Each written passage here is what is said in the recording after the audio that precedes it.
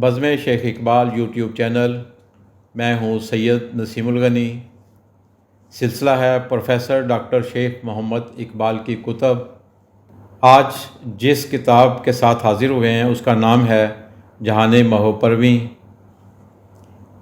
یہ کتاب 1997 میں اشاعت پذیر ہوئی۔ اس کتاب میں نابینا خاتون ہیلن کیلر، جو کہ قوت گویائی اور سماعت سے بھی محروم تھیں، اور لوئی بریل کی فقید المثال جدوجہد کی کہانیوں اور ان کی زندگی کے بارے میں ہے۔ Helen Keller. بعض افراد کی زندگی آفاقی اہمیت کی حامل ہوتی ہے، اور یہ وہ افراد ہوتے ہیں جو معیار متعین کرتے ہیں۔ ہر شعبہ حیات میں چند ایک ایسی شخصیات مل جاتی ہیں جو تحریک کا باعث بنتی ہیں۔ زندگی مسلسل جدوجہد کا نام ہے۔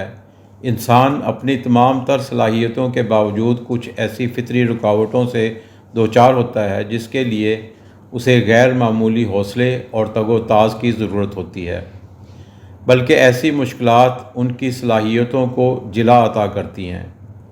ایسی شخصیات میں ایک شخصیت ہیلن کیلر کی بھی ہے، جس کی جدوجہد کی کہانی مختصراً سپرد قلم کرنے کی جسارت کی جا رہی ہے۔ ہیلن کیلر 27 جون 1880 میں شمالی الاباما کے ایک چھوٹے سے قصبے میں پیدا ہوئی۔ اس کے خاندان کا تعلق سوئٹزرلینڈ سے تھا، جو کہ بعد میں میری لینڈ میں آ بسا۔ اس کے چچا نے الاباما، امریکہ میں زمین خریدی اور وہیں سکونت اختیار کر لی۔ اس کی دادی کا تعلق ایک متمول خاندان سے تھا۔ ہیلن کیلر کا والد آرتھر کیلر فوج میں کپتان تھا۔ اس کی ماں آرتھر کی دوسری بیوی تھی۔ وہ اس سے عمر میں بہت چھوٹی تھی۔ اس کی والدہ کا چچا چارلز ایڈمن امریکہ کی جنگ آزادی میں جنوب کی ریاستوں کی طرف سے لڑا اور بریگیڈیئر جنرل کے عہدے تک پہنچ گیا، مگر ہیلن کیلر کی پیدائش ایک چھوٹے عمدہ سے مکان میں ہوئی جس میں طرح طرح کے پھول اور پھل اگے ہوئے تھے، جسے ہیلن کیلر اپنے لیے جنت ارضی سے کم نہیں گردانتی تھی۔ جب کبھی ہیلن ناراض ہو جاتی تو باغ میں چلی جاتی اور اپنا منہ پتوں میں چھپا لیتی، اور سارا غصہ کافور ہو جاتا۔ اسے پتوں اور پھولوں سے بے پناہ محبت ہو گئی تھی، اور خوشبوئیں اس کے ذہن میں رچ بس گئی تھیں۔ ہیلن کی زندگی کا آغاز بہت سادگی سے ہوا۔ وہ اپنے ماں باپ کا پہلا بچہ تھی، اس لیے اسے ڈھیروں پیار ملا۔ شروع ہی سے ہیلن کچھ خود سر ضرور تھی۔ طبیعت قدرے سیمابی پائی تھی۔ جو کچھ وہ دیکھتی نکالنے کی بے حد کوشش کرتی۔ ابھی وہ 6 مہینے کی تھی کہ لفظ اس کے ہونٹوں پر آنے لگے تھے۔ وہ ٹی ٹی ٹی بڑے صاف انداز سے کہنے لگی۔ وہ واٹر بھی آسانی سے کہہ لیتی۔ ابھی وہ سال ہی کی تھی کہ چلنے پھرنے لگی۔ ہیلن کی زندگی کا آغاز خوشیوں کی جھولیوں میں ہوا۔ ہر کوئی اسے پیار کرتا تھا، لیکن یہ خوشیاں زیادہ دیر قائم نہ رہ سکیں۔ وہ بیمار پڑ گئی، جس سے اس کی بینائی اور سماعت جاتی رہی۔ اس بیماری کا تعلق معدے اور دماغ سے تھا۔ معالجین کا تو خیال یہاں تک تھا کہ شاید ہیلن جانبر ہی نہ ہو پائے، لیکن وہ صحت یاب ہو گئی، مگر بینائی اور سماعت جاتی رہی۔ ہیلن کی عمر ابھی صرف 19 ماہ کی تھی۔ اس کی ماں نے انتہائی پیار سے اس کی پرورش جاری رکھی۔ ہیلن ہاتھوں سے اشیاء اور حرکات کو محسوس کرنے کی ہر ممکن صحیح کرتی، اور اس نے بہت سی چیزوں کی شناخت بھی کر لی تھی۔ وہ دوسروں سے کچھ کہنا چاہتی تھی، باتیں کرنا چاہتی تھی، لیکن یہ ممکن نہیں تھا۔ وہ کچھ علامات اور اشارات کی مدد سے اپنا مافی ضمیر بیان کرنا چاہتی۔ نہیں کہنا ہوتا تو زور سے سر ہلا دیتی، اور ہلکا سا سر ہلانے کا مطلب ہاں ہوتا۔ جب وہ کھینچتی تو بلانا چاہتی، جب دھکیلتی تو جانے کے لیے کہہ رہی ہوتی۔ جب وہ روٹی مانگنا چاہتی تو وہ روٹی کو کاٹنے کی نکالی کرتی، اگر اسے آئس کریم کی ضرورت ہوتی تو وہ فریزر کھولنے کا انداز اختیار کرتی اور کچھ کانپنے لگتی۔ اسے اپنی ماں کے بھی اشاروں کا اندازہ ہونے لگا تھا کہ وہ کس طرح اسے کچھ لانے کے لیے کہتی تھی، اور وہ کس طرح سیڑھیوں پر چڑھنے اور اترنے کے لیے کہتی، اور یہ سب کچھ انتہائی محبت سے ہوتا تھا۔ یوں اپنے گرد و پیش کے بارے میں اسے بہت کچھ معلوم ہونے لگا تھا۔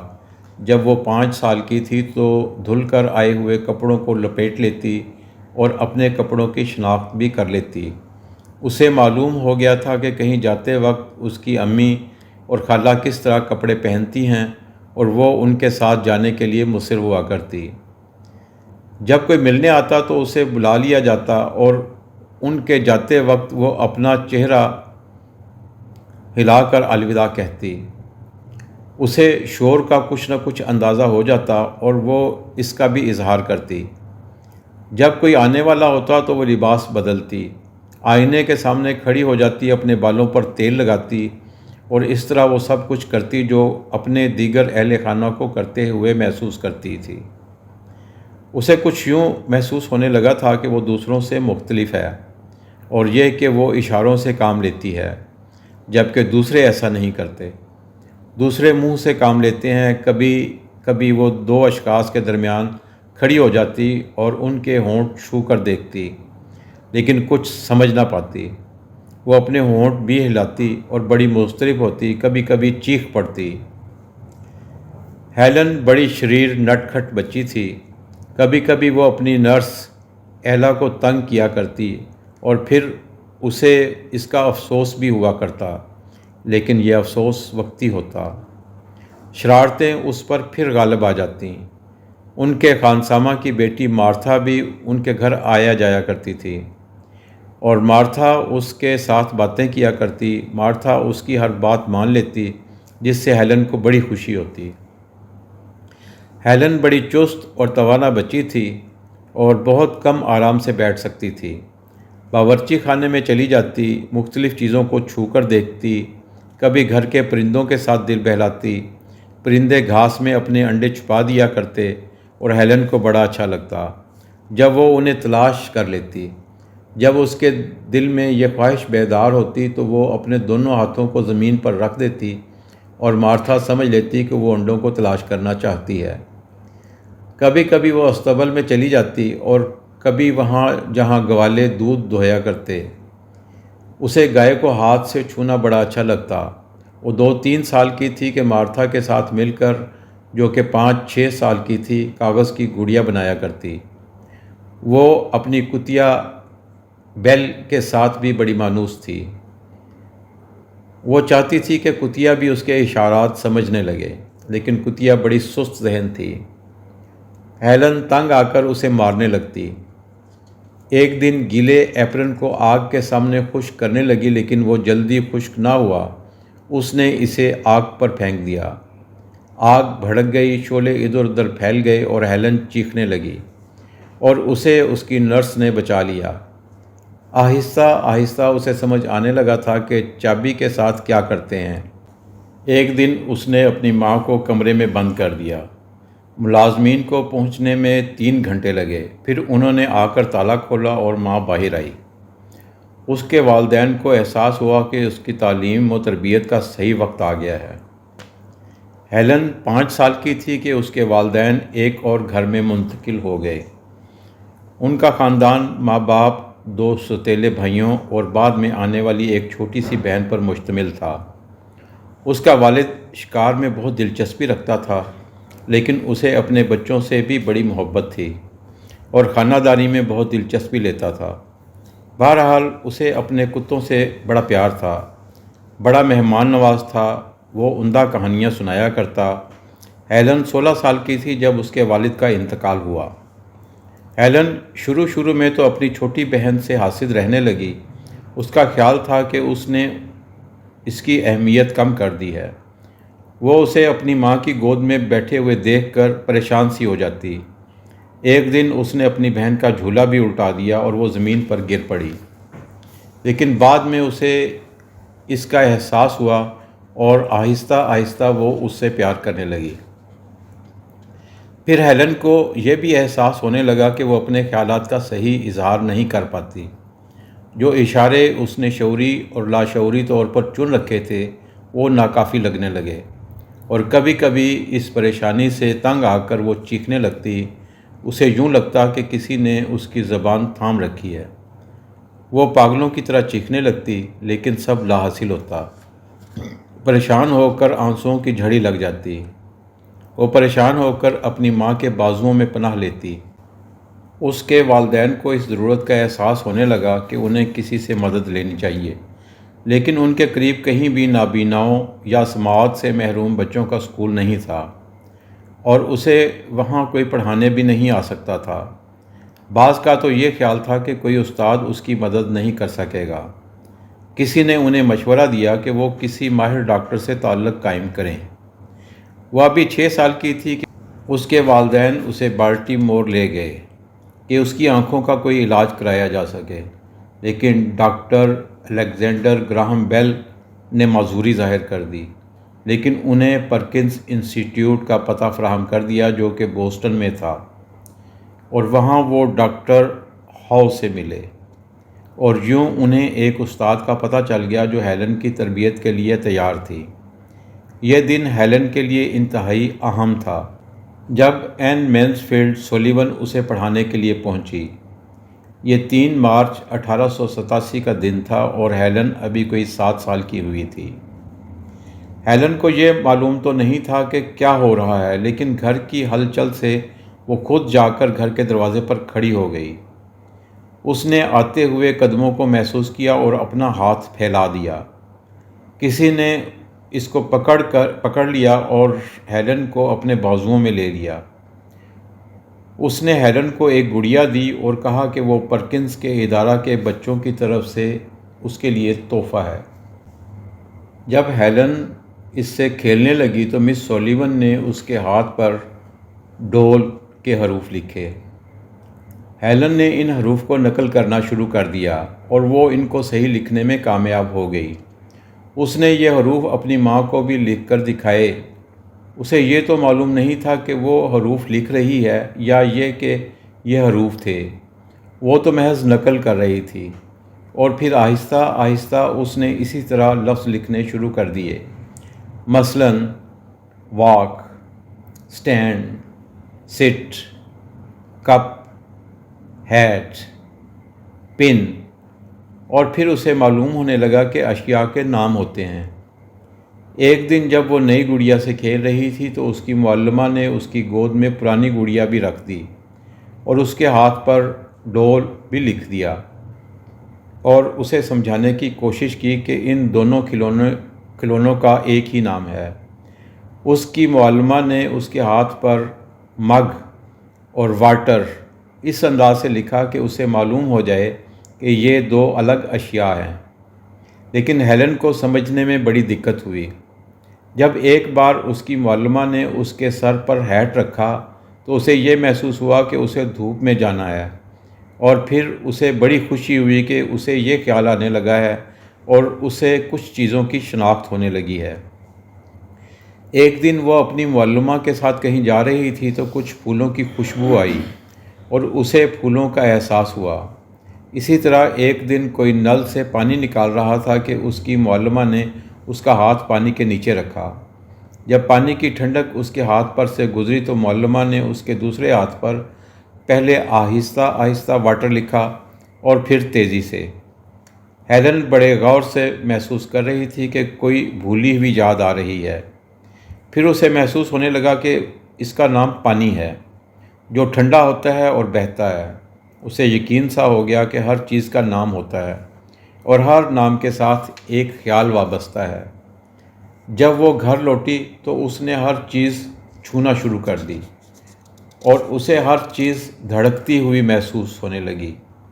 اسے ایک روشنی سی مل گئی تھی۔ اسے گڑیا یاد آئی جو اس نے کبھی غصے میں توڑ دی تھی۔ اس نے اس کے ٹکڑوں کو اکٹھا کیا، اس کی آنکھوں میں آنسو آ گئے اور پہلی بار اسے پچھتاوے اور افسوس کے احساسات سے دوچار ہونا پڑا۔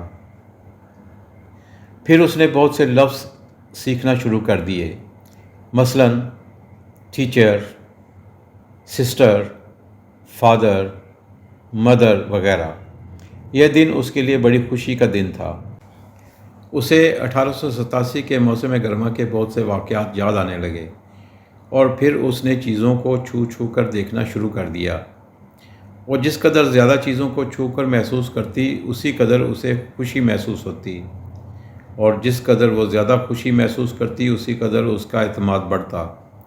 जब फूलों का मौसम आया तो मिस सुलीवन उसे खेतों में ले गई, जहाँ लोग ज़मीन को बीज डालने के लिए तैयार कर रहे थे। उसने उसे दरिया के करीब घास पर बिठा दिया, उसे फितरत के बारे में सबक देने लगी। उसे मालूम होने लगा था कि किस तरह सूरज और बारिश ज़मीन से ऐसी अशिया निकालते हैं जो आँखों को भली लगती हैं। उसे मालूम होने लगा कि परिंदे कैसे घोंसले बनाते हैं, कैसे परिंदे और जानवर तलाश करते हैं। उसका इल्म बढ़ता गया और उसमें बेपनाह क़ुव्वत पैदा होती गई। फिर उसने हिसाब के सवाल भी निकालना शुरू कर दिए। मौलमा ने हेलन का ताल्लुक़ फितरत से भी कायम कर दिया, लेकिन उसे यह भी महसूस होने लगा कि फितरत हमेशा मेहरबान नहीं होती। एक दिन उसकी मौलमा उसे दरख्त पर छोड़ गई कि अचानक अजीब सी खुशबू महसूस होने लगी और उसे लगा कि आंधी चलने वाली है। वो डर गई और कांपने लगी। दरख्त के पत्ते हिलने लगे, हवा और तेज़ हो गई। वो शाह के साथ चिमट गई कि अचानक उसकी मौलमा ने उसे पकड़ लिया और उसे नीचे उतार लिया। फिर बहुत दिनों तक वो दरख्त पर नहीं चढ़ी। एक दिन वो अकेली अपने घर में थी। उसे लगा कि अजीब सी खुशबू आ रही है। उसने अपने हाथ फैला दिए और फिर वो हाथ फूलों को जा लगे। वो इधर उधर चलने लगी और पत्तियों को छूने लगी, और यूं उसे शिद्दत से फूलों का एहसास हो गया। आहिस्ता आहिस्ता हेलन को यूं लगा कि उसे ज़बान की कलीद मिल गई और अब वो इसे इस्तेमाल करने के लिए बेताब थी। वो बच्चे जो क़ुव्वत समात रखते हैं, उनके हाथ तो ये ख़जाना बहुत जल्द लग जाता है, लेकिन बेसमात बच्चे के लिए ये कितना मुश्किल काम होता है, जिसका अंदाज़ा हेलन को था। लेकिन वो खुश थी कि अब उसे ज़बान मिल गई है। हेलन अपनी मुअल्लिमा से बहुत कुछ पूछती। शुरू में तो उसे ज़्यादा समझ ना आता, लेकिन ज्यों ज्यों ज़ख़ीरा अल्फाज ज़्यादा होता गया, उसे आसानी होने लगी और तजस्सुस भी बढ़ने लगा। एक दिन उसने अपनी मुअल्लिमा से लव का मतलब पूछा।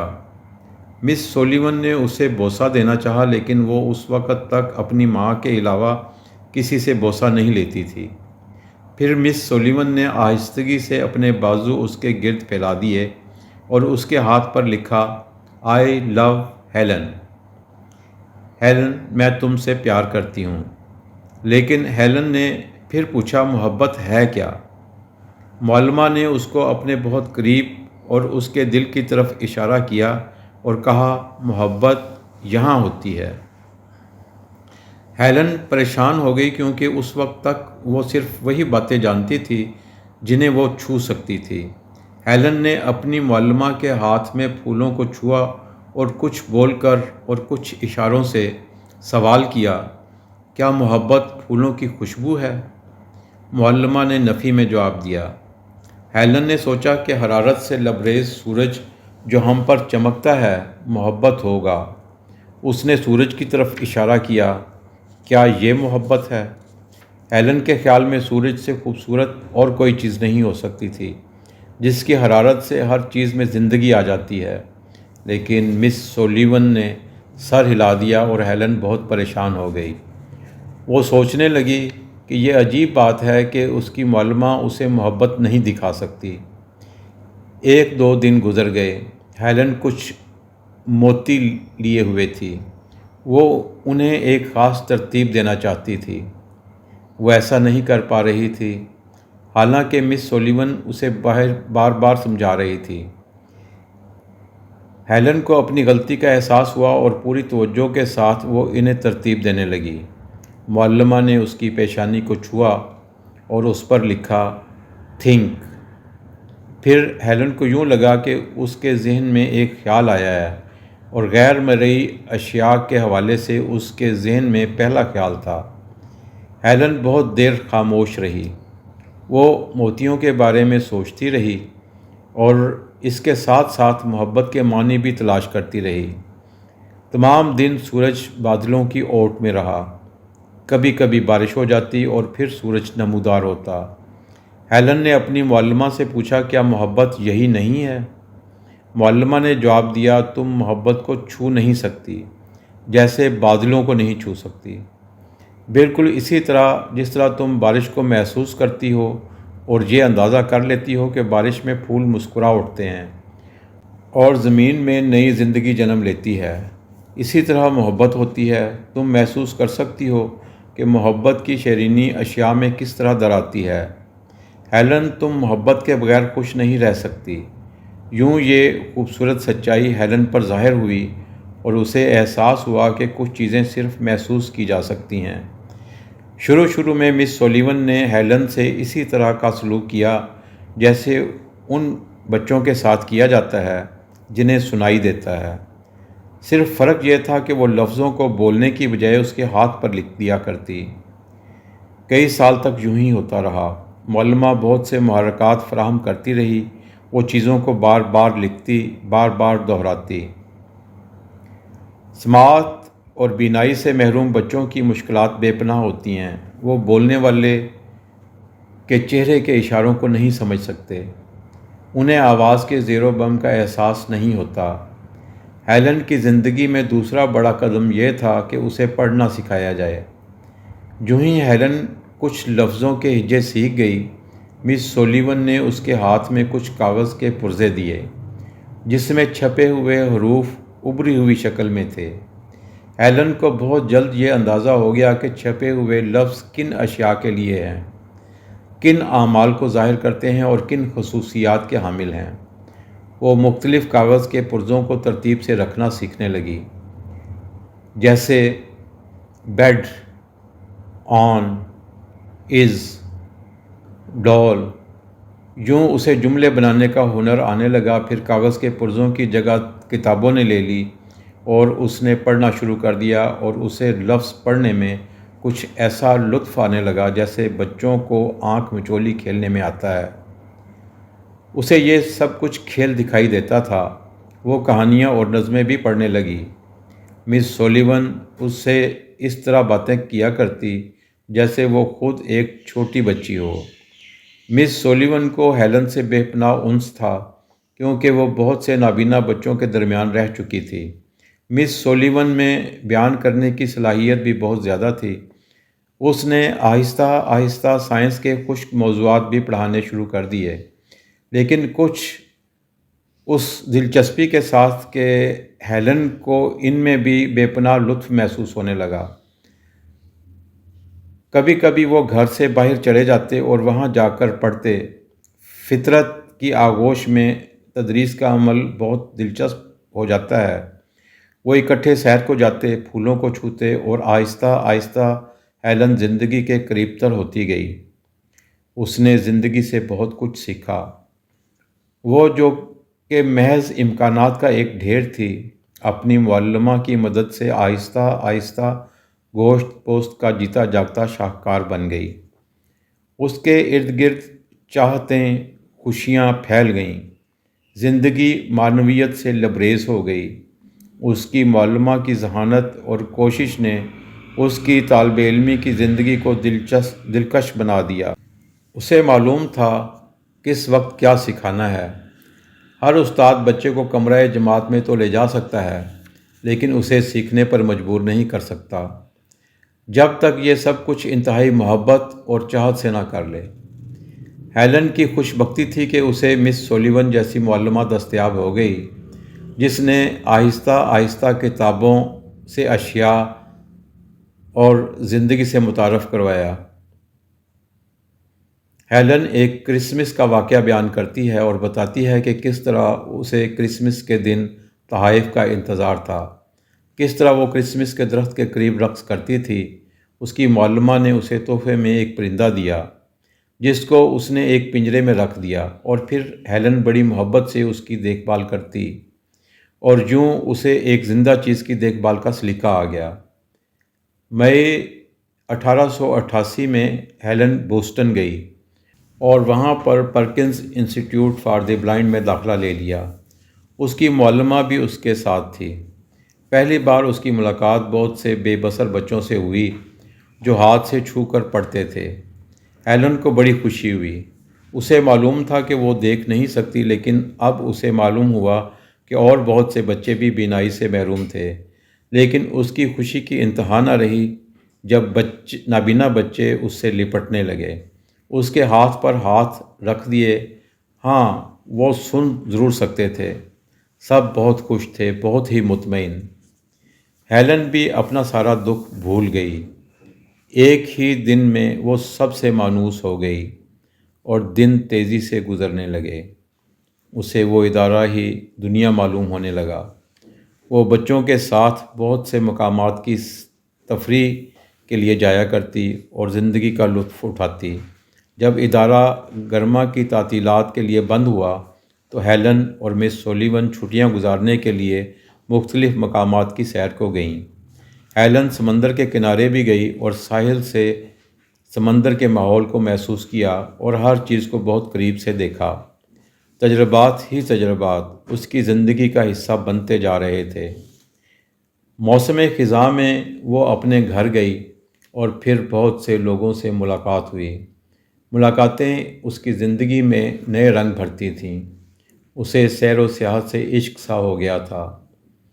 وہ ایک جگہ سکون سے رہ ہی نہیں سکتی تھی۔ دوستو، اگر آپ نے ابھی تک بزم شیخ اقبال یوٹیوب چینل سبسکرائب نہیں کیا تو پلیز اس کو سبسکرائب کیجیے۔